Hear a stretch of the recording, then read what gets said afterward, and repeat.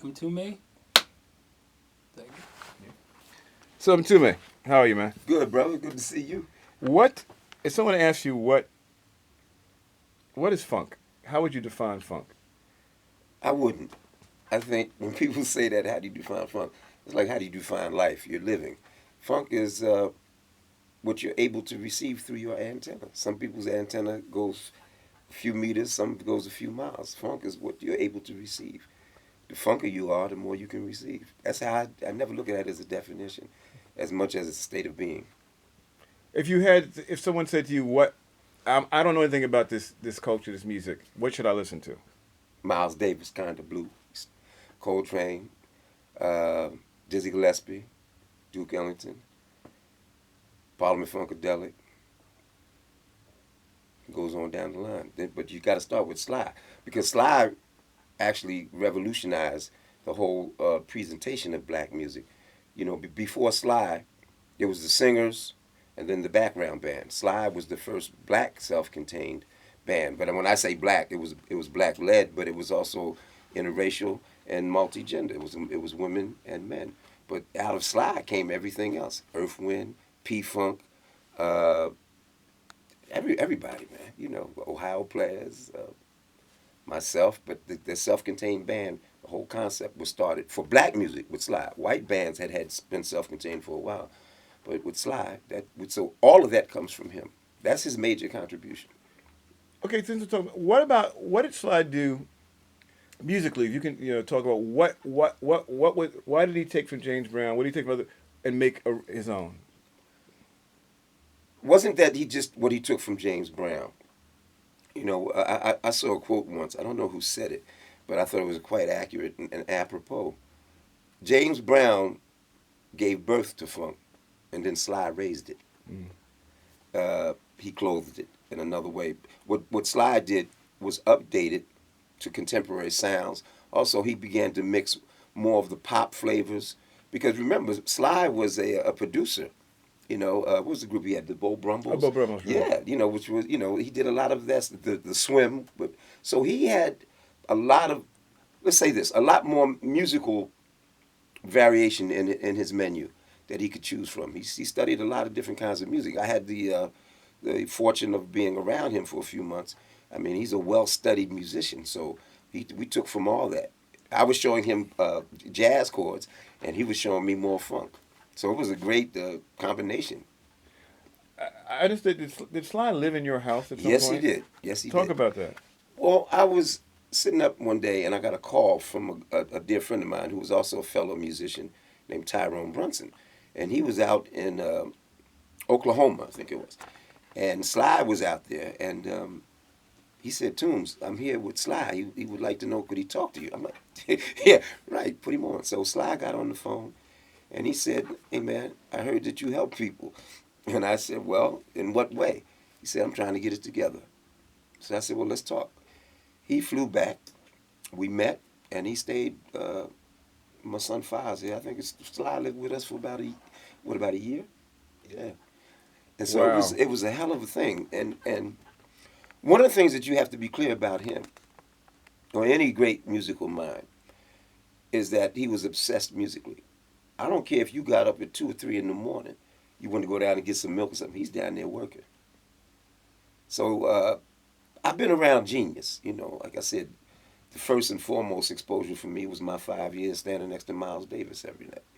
But Sly definitely qualifies as a genius. Wow. Uh, why do you think he? I mean, you knew him very well. I mean, I had no idea he lived with you that long.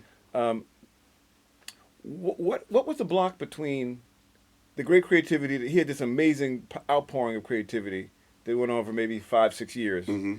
and then there's this whole period where he's very fallow or at least quiet in terms of releasing music. What do you make of that? See, so people have this saying, somebody stopped before their time, or they had a lot more to give. I don't believe that. I think he felt he had given it all, but you don't know how to stop, and you don't know how to say, "I've given it all." That's all I got. So we'll look at somebody and say, "Man, the guy was only around for 5 years." Yeah, but it's not the question of the duration. what was the contribution? So, okay, 5 years, but we still studying that music. Okay? So I don't believe because you hang around for another 30 years that means no. And I think some people, their mission is to bring it and they're gone. Look at Charlie Parker. Charlie Parker was dead at what, 35? What are we talking about here? You know? I don't deal with life in terms of longevity. It's like Methuselah lived, what, 1,000 years? So what did he do other than live long? Tell me one thing Methuselah did. No, so art is like that. And a lot of people, I think, when that explosion happens, what would happen if Jimi Hendrix had lived longer? That doesn't mean the music would have. He gave what he had to give. So I only measure it by that. And Sly gave us, we're still talking about it. And we'll be talking about it for another 30 years. As a young musician, I mean, you came up. You need some water. Your stomach's growling a little bit. Yeah, that's why I drink the water. I'll be cool. Okay. Edit it out. You want me to answer that again? That last line? No, it came right afterwards. Okay. So, You're a genius. You take it out. in terms of one thing that's interesting about the word funky and funk, Mm. in your understanding, when did that become? How did that transition from funky was a casual term? How did it become a word in music? Well, for me, because my background is in jazz, or I should say my front ground, I first heard the word funk when I was listening to Horace Silver records. Horace Silver was using the word funky, like Filthy McNasty, some of his songs, and also Cannonball Adderley would talk about funk. And these guys would talk about that on their records when they did live recordings. So it wasn't James Brown that I got exposed to the word funk. It was like actually jazz. So it's a feeling. Like I said, it's a state of being. I want to ask you also, I also associated a bit with the organ. I was the Jimmy Smiths and so on. Yeah, That was yeah. Because Jack McDuff. Yeah. Because Brown was an organ player, and you Yes. like I think there's some connection there. Yes, he is. And I'm glad you brought that up. A lot of people don't know that James Brown is an organ player. And one of his best friends, a lot of his best friends were jazz musicians. Oliver Nelson and him were like very close. So you get this thing, and I've always said there's a wonderful mixture and coming together of jazz and R&B that when you examine a lot of the early jazz guys or funk guys, you'll see that they have a deep jazz connection. You know, like Maceo Parker, you know, he listens to Coltrane. One of the great records that James Brown did that I think a lot of people didn't catch was Superbad. If you listen to the extended version, in the extended version, James Brown says, "Train, Superbad," and the saxophone player starts playing out. Whoa, whoa, whoa. Then he says, "Rasan," talking about Rasan Roland Kirk, Superbad. And if you listen to that again, check it out. Get the long version, and you will hear him reference Train and Rasan, and then have the horn player play what we call out. You know, and I said, and people miss that. Wow. Yeah, funk and jazz are brothers and sisters. Absolutely. So talk about yourself. You come from a jazz background. Mm-hmm. Your father and uncle, Yeah. both excellent jazz musicians, still playing. Mm-hmm. You know, and when did you begin to make the evolution from that kind of music into what we now call funk? Well, I never saw it as an evolution because I grew up with it. People refer to as the Heath brothers, Jimmy Heath, my biological father, Percy Heath, and you had Tootie Coombe Heath. The man that raised me was James Foreman, who was also a jazz musician. He was a pianist. He played with Bird and, Prez, Lester Young, all those cats. So I was always in the house. I mean, I remember being at dinner at 9 years old, and here's Dizzy Gillespie, here's Thelonious Monk, because they would all come to the house when they were in town. You know, his Coltrane, so at that age, you don't really understand how heavy it is, but you know these cats are very, very different.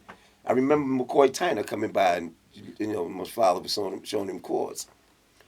But for me, Nelson, I think the first time I understood the difference, I think I was about 6th grade, and we had music appreciation class. You remember that used to actually have those back then.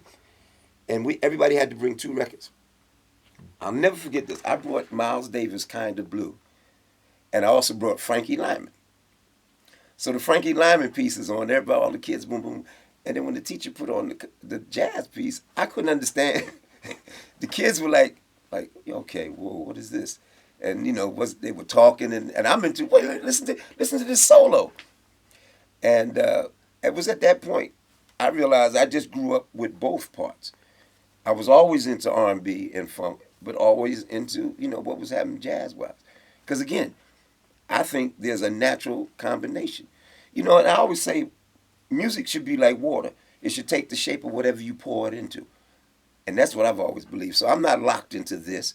I mean, I can also score for film. I'm not locked into that. You learn how to pour that essence, that water, into whatever the receptacle is, man. So I look at it like that. So how did you talk about? I mean, one of the interesting things is Miles Davis has this profound impact on music, American music, world music, and then he begins to make a change in the late '60s. Yes, sir. In response to the changes in the music and the culture, Mm-hmm. and you were part of that. Yes. So talk about that period. Well, for me, that was the most exciting period musically, and that was my first adventure into understanding the need to explore and to follow what your heart is telling you. Because at that time we caught hell. Fortunately, he had a band of young rebels, so we really didn't care about the critics.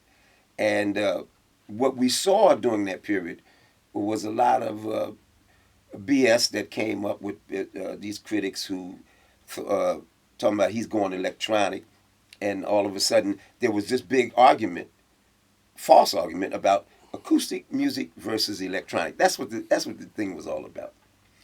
And my position was, as I said, I had debated Stanley Crouch, who was one of the foremost preachers of this inaccurate observation. I said, why is it that in everything else in life, we use technology? This is a light. That's a camera. That's a microphone. That's electronics. But when